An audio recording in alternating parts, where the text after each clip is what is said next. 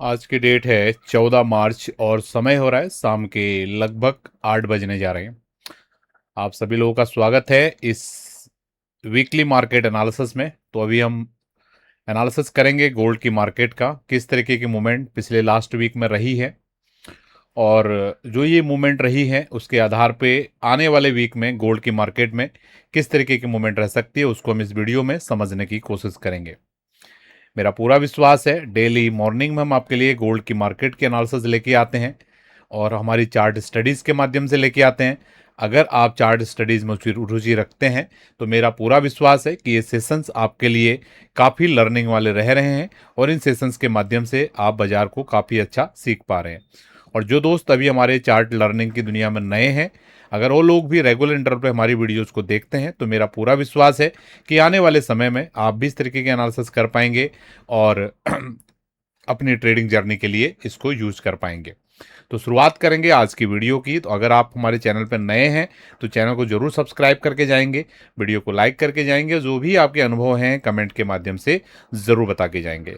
और अभी हमने जो हमारे डेली मॉर्निंग मार्केट मैप की क्लास और इवनिंग मार्केट मैप की क्लास आप लोगों के लिए फ्री किया हुआ है। अगर आप लोगों को जानकारी चाहिए कि क्या वो तरीका है जिसके माध्यम से आप डेली मॉर्निंग मार्केट मैप और इवनिंग मार्केट मैप की क्लास को एक्सेस कर सकते हैं, तो ये व्हाट्सअप नंबर है, यहाँ पर आप फ्री लर्निंग लिखेंगे और जो भी उसका प्रोसेस होगा वो आपके साथ शेयर किया जाएगा।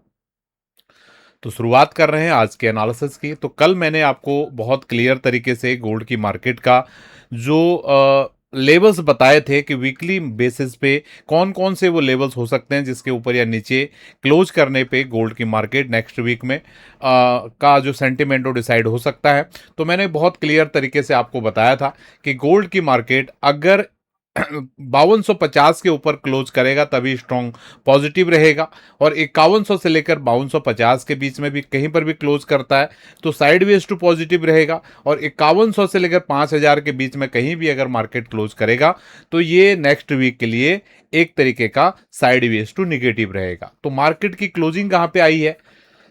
मार्केट की क्लोजिंग आई है 5019। तो जो हमने बताया था उसके आधार पे इस वीक का, अगले वीक का जो बाजार है थोड़ा प्रेशर के साथ काम कर सकता है, क्योंकि मार्केट का जो क्लोजिंग है 5019 पे आया है, जो कि मैंने आपको रेंज बताया था। अभी भी मार्केट 5000 के नीचे क्लोज नहीं दे पाया है, और मजे की बात जो लास्ट वीक का लो था वो नहीं कटा है। ये सबसे इंपॉर्टेंट बात है।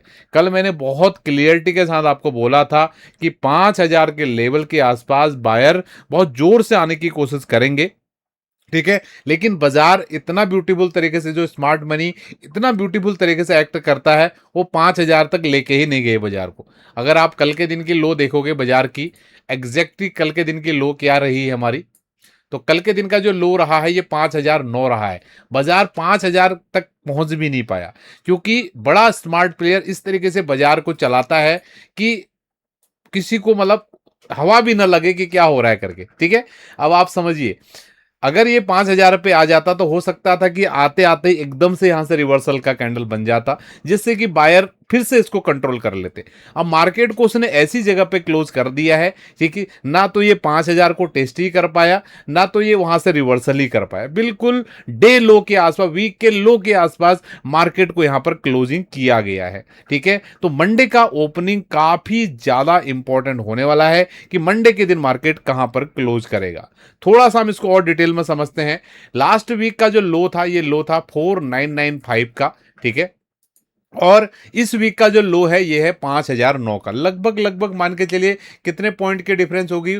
5 9 5 है 14, यानी कि 14 पॉइंट का ये डिफरेंस है लास्ट वीक का लो और इस लो में, ठीक है। तो बहुत क्लियर है, ये जो कैंडल है इनसाइड कैंडल है, क्योंकि ये वीक के लोएस्ट भाव के आसपास क्लोज किया है, तो इसलिए बहुत ज्यादा चांसेस हैं कि इनिशियली मार्केट ओपन होते ही सेलर दोबारा से इसको कोशिश करेंगे, क्योंकि इस वीक उन्होंने बिल्कुल ऐसी जगह पे बाजार को छोड़ा है कि थोड़ा सा भी अगर गैप डाउन होने के कुछ हुआ चीजें तो बाजार इस लेवल को ब्रेक डाउन करने की यहां पर कोशिश करने वाला है, ठीक है। इस चीज को ध्यान रखना, मैं भी फिर से दोबारा इसके बारे में बात करूंगा। एक बार मैं बात कर लेता हूं कि लास्ट वीक में मैंने आपको क्या सपोर्ट और क्या रेजिस्टेंस लेवल बताए थे। अगर आपने लास्ट वीक का हमारा वीडियो देखा होगा सैटरडे के दिन जो हम देते हैं, तो बहुत क्लियर तरीके से मैंने लास्ट वीक में आपको सपोर्ट एरिया बताया था 4900 से लेकर 5000 के बीच में। तो आपने देखा लगभग 5000 के आसपास बाजार ने आने का कोशिश किया है, पूरा कंप्लीट आ नहीं पाया है। और ऊपर में 5250 से 5300 की रेजिस्टेंस बताई थी, मार्केट ने हाई लगाई है 5238, वो भी लगभग लगभग अपने रेजिस्टेंस एरिया के आसपास गया। तो लगभग लगभग जो लेवल्स आपको सपोर्ट के रूप में बताए उसके आसपास बाजार आया, और जो लेवल आपको रेजिस्टेंस के रूप में बताए बाजार वहां तक भी आया। ठीक है, अब इसको आप कैसे समझते हो ये आपके ऊपर है, लेकिन आप बहुत सारे लोग बोलेंगे आपने 5000 बोला, ये तो 5009 ही आया। आपने 5250 बोला, ये तो क्या बोलते हैं 5238 ही गया। तो ये अपने अपने समझने की बात है, आप कैसे समझते हो। ठीक है, जो टेक्निकल एनालिसिस को बहुत ब्यूटीफुल तरीके से समझते हैं वो बहुत क्लियरिटी के समझते हैं कि ये जो लेबल्स यहां पर होते हैं, ठीक है, इट इज जस्ट एक मतलब एक लेवल से कुछ नहीं होगा। आपको प्राइस जब रियल टाइम में वहां पे जा रही है ना, आपको समझना पड़ेगा कि वहां पर हो क्या रहा है। ठीक है, बहुत बार क्या करेगा कि बाजार उसके अगल बगल से निकल जाएगा, कई बार थोड़ा सा आगे निकल जाएगा, कई बार थोड़ा सा पहले से आ जाएगा। तो इसके लिए आपको चार्ट स्टडीज को सीखना जरूरी है।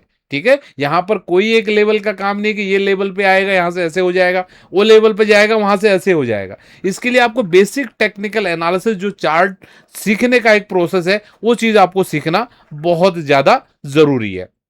आई होप आप इस बात को समझ पाए हैं। और इस वीक के लिए अगर मैं सपोर्ट रेजिस्टेंस की बात करूं तो बहुत क्लियरिटी के साथ मैं आपको बोलना चाहूंगा कि सेम सपोर्ट लेवल 4900 से लेकर 5000 इस वीक के लिए भी रहने वाला है, और 5250 से लेकर 5300 का जो रेजिस्टेंस है इस वीक के लिए भी रहने वाला है।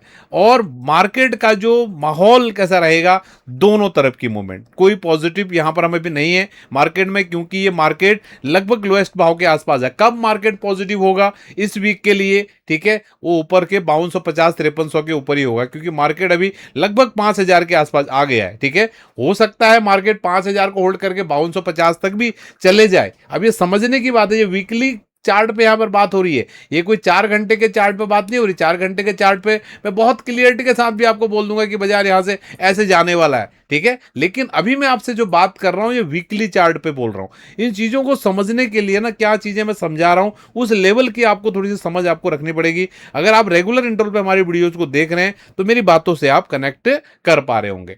ठीक है, तो इस वीक के लिए सपोर्ट हमारा रहने वाला है 4900 से लेकर 5000, और रेजिस्टेंस रहने वाला है 5250 से 5300 का। ठीक है, दोनों तरफ की मूवमेंट की एक्सपेक्टेशन है। मार्केट अभी सपोर्ट भाव के आसपास आने जा रहा है, तो मेरा एक्सपेक्टेशन रहेगा कि बाजार यहां से एक यू टर्न लेने की कोशिश करे। और अगर आपको ये रेंज बहुत बड़ी लग रही है कि 4900 से लेकर 5300 की रेंज आपने दे दी है, तो आप क्या कीजिए, इसका एक मिड पॉइंट निकाल लीजिए।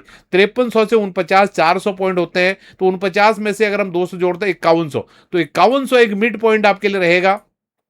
किस तरीके से सपोर्ट रेजिस्टेंस निकाले जाते हैं वो चीजें भी आप रियल टाइम में यहां पर हमारे साथ में सीख रहे हो। तो 5100 का एक लेवल है, मीडिएटर लेवल है, इसके नीचे जितनी देर बाजार रहेगा, बाजार इस नीचे के जोन को टैग करने की कोशिश करेगा, और 5100 के ऊपर जितना बाजार निकलेगा मार्केट इस जोन के ऊपर जाने की कोशिश करेगा। तो नेक्स्ट वीक के लिए बहुत क्लियरिटी के साथ मैं आपको बोलना चाह रहा हूं कि दोनों तरफ की मूवमेंट हमें देखने के लिए मिल सकती है। तो मेरा पूरा विश्वास है ये वीकली एनालिसिस का सेशन आपको पसंद आया है, और कुछ न कुछ आपको इस सेशन के माध्यम से जरूर सीखने के लिए मिला होगा। तो मिलेंगे आपसे नेक्स्ट वीडियो में। बहुत बहुत धन्यवाद, थैंक यू। आप सभी लोगों का दिन शुभ रहे।